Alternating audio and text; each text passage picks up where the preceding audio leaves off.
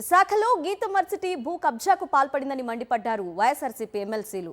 విద్యా వ్యాపారం చేస్తున్న సంస్థకు విలువైన భూములు ఎలా ఇస్తారని ప్రశ్నించారు. ప్రభుత్వ భూములను అప్పనంగా కట్టబెడుతున్నారని ఆగ్రహం వ్యక్తం చేశారు వైఎస్ఆర్సీపీ ఎమ్మెల్సీలు. ఉచితంగా ఆ సంస్థలో ఒక్క విద్యార్థికి కానీ ఒక్క వ్యక్తికి కానీ ఆ ప్రాంతంలో ఉన్నటువంటి వ్యక్తులకి ఉద్యోగాలు కానీ సీట్లు కానీ ఇచ్చేటటువంటి పాపన పాల. అది కంప్లీట్గా వ్యాపార సంస్థ. విద్యా వ్యాపారం చేస్తున్నటువంటి సంస్థకి ఉచితంగా 5,000 కోట్ల రూపాయలైనటువంటి విలువైనటువంటి భూమిని ఇవ్వడం అనేది తీవ్రంగా వ్యతిరేకించింది వైఎస్ఆర్ కాంగ్రెస్ పార్టీ. దాని మీద ఇవాళ మండలిలో చర్చించాలని గట్టిగా పట్టుబట్టినా కూడా ఆ తీర్మానాన్ని తిరస్కరించారు. ఇవాళ వైఎస్ఆర్ కాంగ్రెస్ పార్టీగా మేము డిమాండ్ చేస్తున్నాం. రాష్ట్ర ముఖ్యమంత్రి చంద్రబాబు నాయుడు గారు ఎప్పుడు అధికారంలోకి వచ్చినా కూడా గీతంకి ఉచితంగా స్థలాలు ఇచ్చే కార్యక్రమాన్ని చేస్తున్నారు.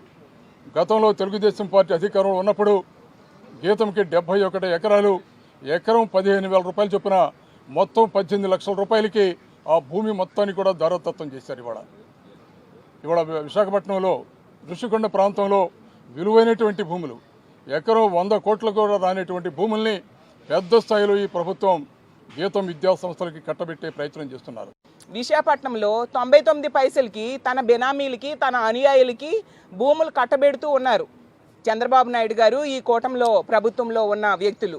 ఈ రోజు తీస్తే ఏకం తన కుటుంబ సభ్యులకే చంద్రబాబు నాయుడు గారు 5,000 కోట్ల రూపాయల విలువైన భూమిని కట్టబెట్టడానికి ప్రయత్నిస్తూ ఉన్నారంటే ఎంతగా బరి తెగించారో మనం అర్థం చేసుకోవచ్చు. చంద్రబాబు నాయుడు గారు ఎన్నికల టైంలో చెప్పారు విశాఖపట్నంని ఫైనాన్షియల్ క్యాపిటల్ చేస్తాము అనేసి.